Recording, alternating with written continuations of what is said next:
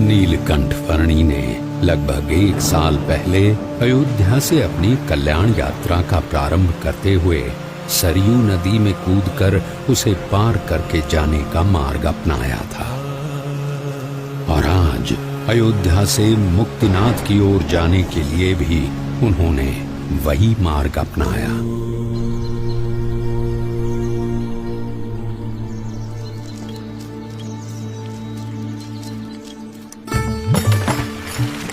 सरयू नदी को पार करके मुक्तिनाथ की ओर बढ़ चले नीलकंठ वर्णी हरैया गांव में आए। ये लीजिए, कुछ भोजन कर लीजिए वर्णी जी।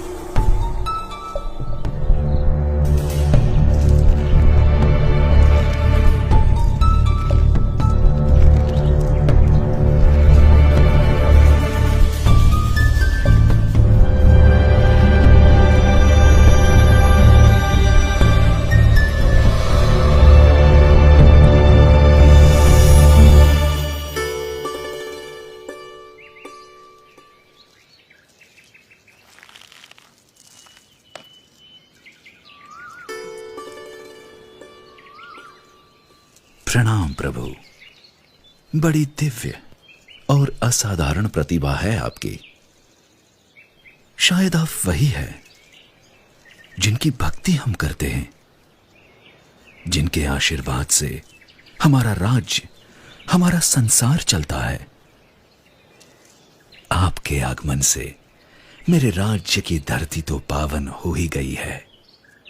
अब कृपया मेरे राजभवन में पधार कर उसे भी धन्य कीजिए। आपके और आपके परिवार के बलिष्ठ संस्कार हैं, इसीलिए मैं आपके वहां जरूर आऊंगा।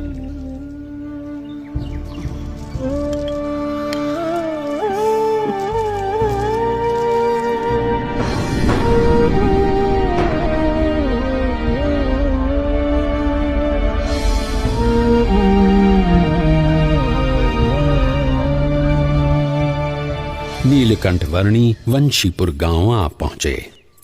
कोई कहियो रे प्रभु आवन की, कोई कहियो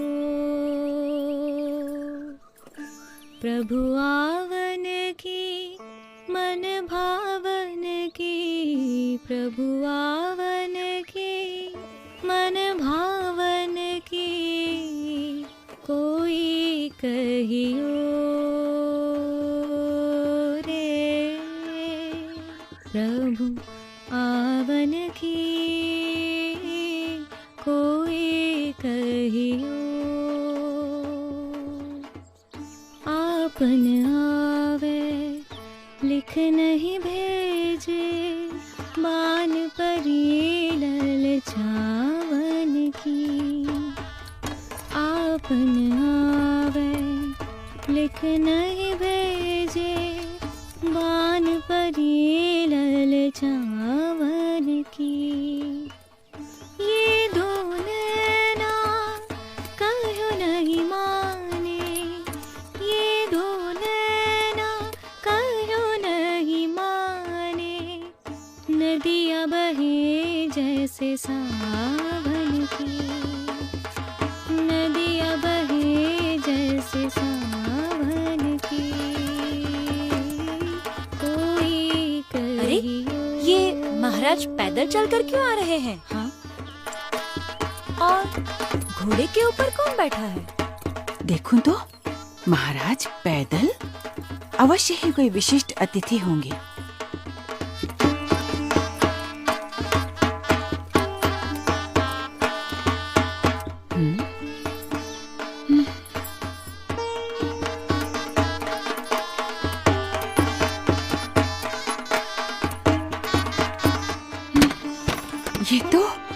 ये तो सच में कोई दिव्य व्यक्ति हैं। सब चलो, उनके स्वागत की तैयारी करो। जी महारानी जी।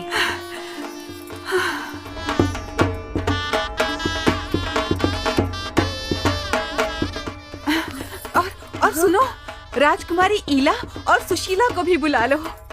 जरूर महारानी जी।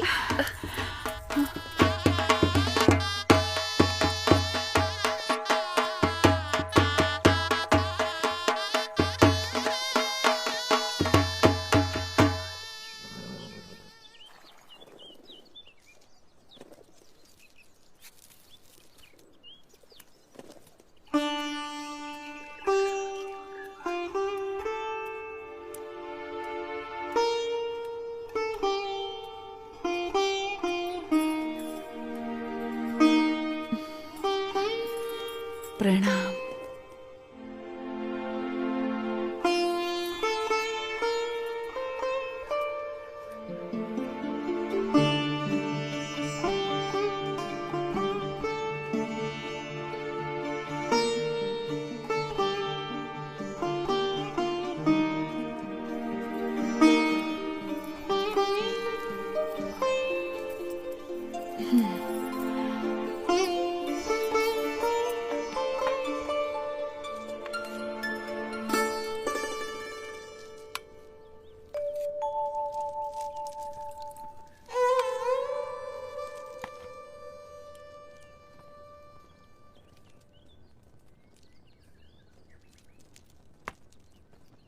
वर्णी जी, हमारे राजा धर्म पालन के आग्रही है और उसके फलस्वरूप उनके ऊपर ईश्वर की इतनी कृपा है कि उन्हें इतनी प्रतिष्ठा, इतना मान सम्मान, इतनी धन दौलत, इतना वैभव, ऐसा श्रेष्ठ भोजन, सब कुछ प्राप्त है। धर्म का संबंध केवल धन दौलत, पद प्रतिष्ठा, मान सम्मान, बाह्य वैभव और बाह्य व्यक्तित्व से नहीं, किंतु आंतरिक प्रतिभा से है।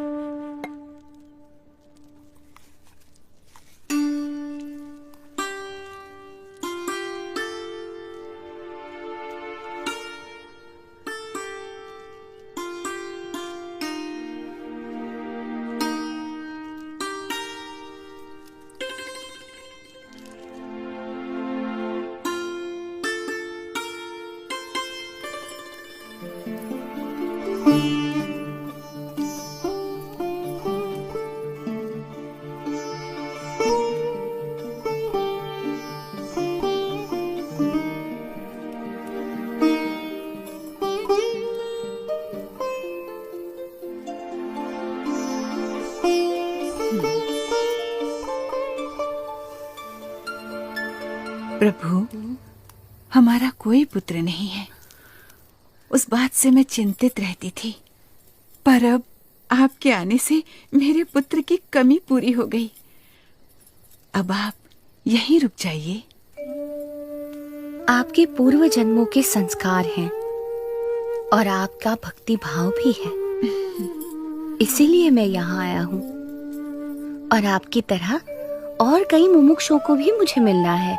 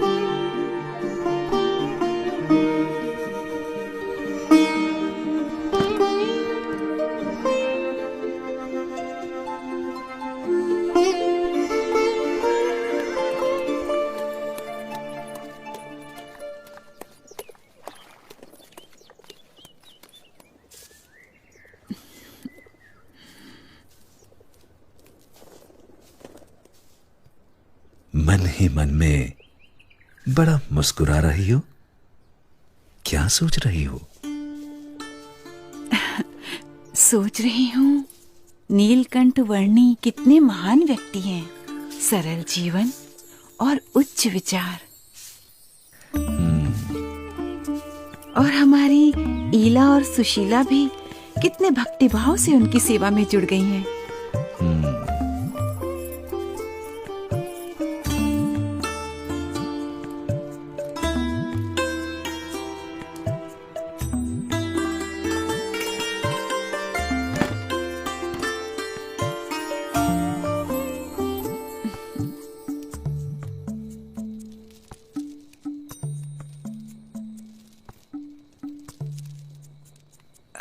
नीलकंठ वर्णी, कई दिनों से आप हमारे साथ हमारे स्वजन की तरह ही बस रहे हैं।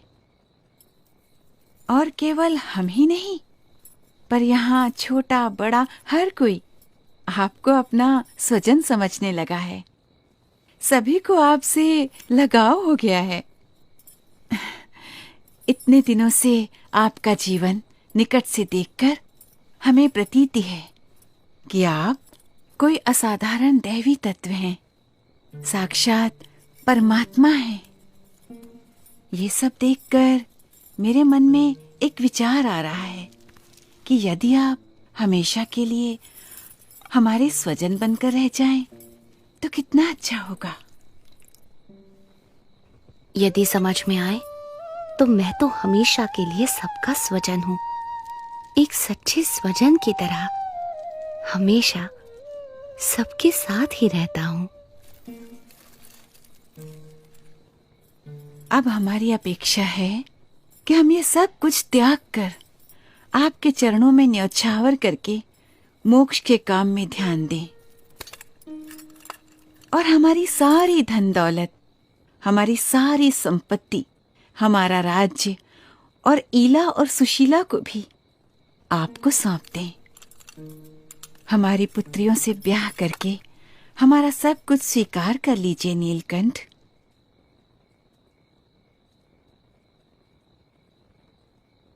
आप तो साक्षात परमात्मा हैं। आपसे अच्छा पति हमारी पुत्रियों को कहाँ मिलेगा?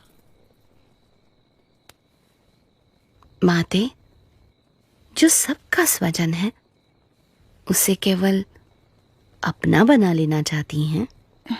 मैं आप सबको सारे बंधनों से मुक्त करना चाहता हूँ और अब मुझे ही ये सब बंधनों में बांधना चाहती हैं?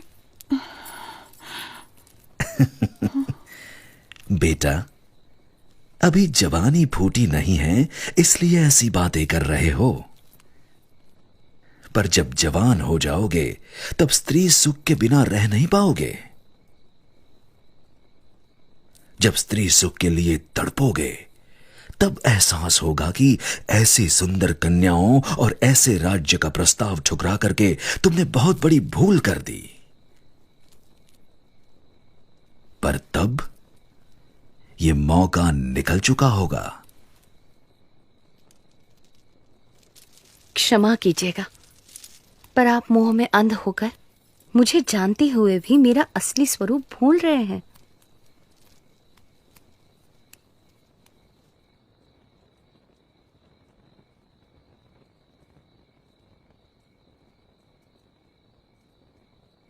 यही तो माया का प्रभाव है कि जो परमात्मा की उपस्थिति में भी आपको परमात्मा का सुख लेने नहीं देता है, और ऊपर से साक्षात परमात्मा में भी माया का भाव लाकर रख देता है।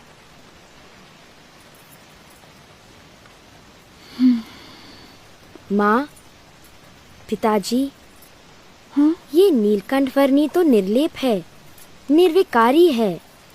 ये सब मोह माया से परम सुख के दाता स्वयं परमात्मा हैं। वे ऐसे क्षुल्लक लौकिक सुखों में क्यों बंधेंगे? हाँ माँ, मोह से मुक्त होकर और हमारी चिंता छोड़कर नीलकंठ वर्णी की महिमा को अंतर में दृढ़ रखो। हाँ बेटा।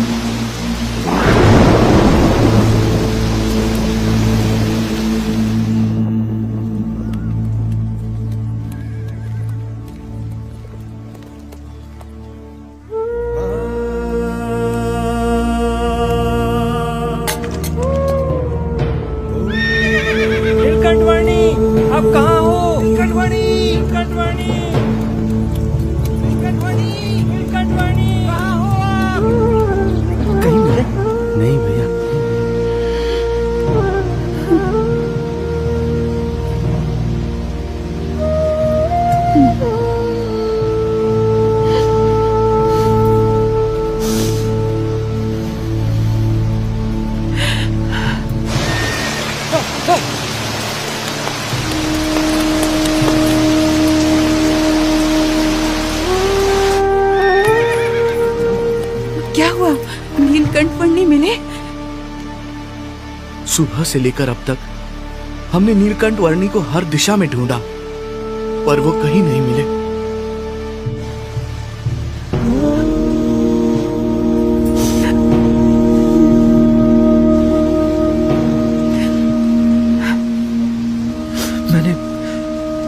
मैंने दूर दूर तक ढूंढा, पर नीलकंठ वर्णी नहीं मिले।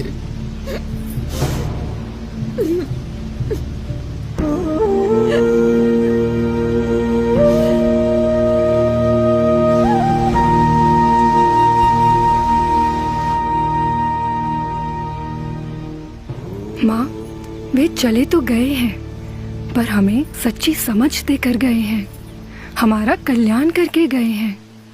उन्होंने कहा था ना कि उन्हें तो अभी अनेक मनुष्यों का कल्याण करना है। हाँ। हाँ। वे कहते थे ना कि यदि समझ में आए तो एक सच्चे स्वजन की तरह वे हमेशा सबके साथ ही रहते हैं, वैसे ही वे हमेशा हमारे साथ रहेंगे। हाँ बेटा।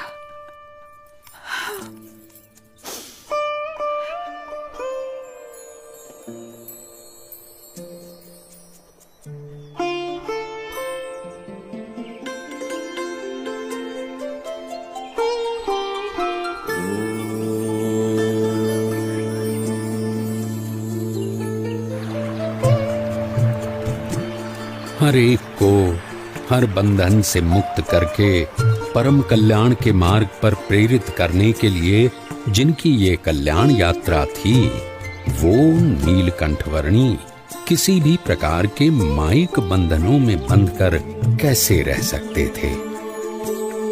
अपनी कल्याण यात्रा को अविरत रखते हुए नीलकंठवर्णी बढ़ चले वंशीपुर से मुक्तिनाथ की ओर।